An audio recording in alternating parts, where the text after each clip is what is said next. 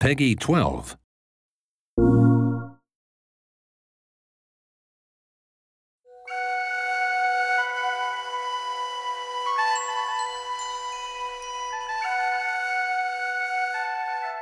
With traditional Celtic music, you have instruments like whistles and flutes, you've got bagpipes, Uilleann pipes, you have stringed instruments like mandolins and also hammered dulcimer. It has a very large range. So there are moments that seem very traditional and folksy, and then there's big epic moments that sound like, you know, a Hollywood film, and a lot of places in between that.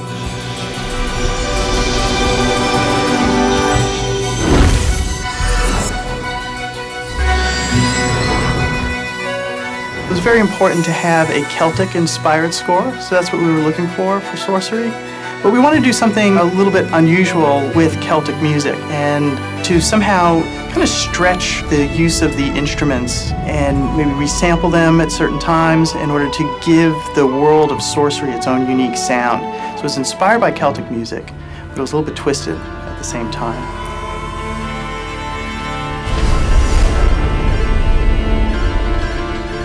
We have drums, we have flutes, we have something that feels kind of medieval. But at the same time, we didn't want to be limited to that. We didn't want it to feel like we were at a Ren Fest. And so when we spoke to the composer, we said, you have the license to bring in other sounds, to create a wider sound palette. And this wound up being essential to creating this feeling of magical strangeness of the world. Mark is an absolutely brilliant composer. He just seemed to be the perfect fit for Sorcery because not only does he have just sort of a great command over melody and a great command over the orchestra, but he also has a very unique collection of exotic and unusual instruments. And these are sounds that Mark incorporated into the score in just a really, really brilliant way. Mark Mancina, he got it right basically right off the bat. It was a real joy to work on this game because it all just came out naturally. He's an amazing composer. I think the biggest challenge with game audio is that everything needs a sound, but there's so much that's happening that eventually there's too many sounds for the brain to even process. So you have to choose what you want the listener to hear at any given moment. And on Sorcery, it was definitely spell casting, you had environment sounds, you had the character sound effects, and then the music.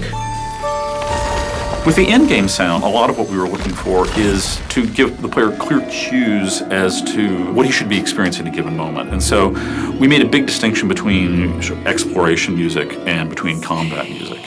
And it was designed so that even if you don't quite realize that you're in danger, all of a sudden you start to get the beginning sounds of combat music starting up, and you're like, oh no.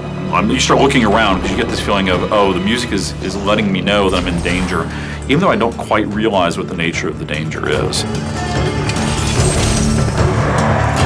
The whole spellcasting system is based on natural elements, fire, wind, ice.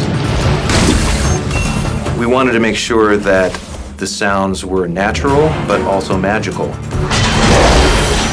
We want to have the sound respond to the force that you're using. So if you really fling it, it's going to be a lot more powerful sounding than if you're just kind of waving it around. You feel it. It's not just something that you hear, it's something you feel in your chest when you fire it off. It's about the loudest the game gets is when you have a fire tornado and you're shooting arcane bolts into it. There's a level of destruction that is unmatched throughout any other part of the game, and it's really fun.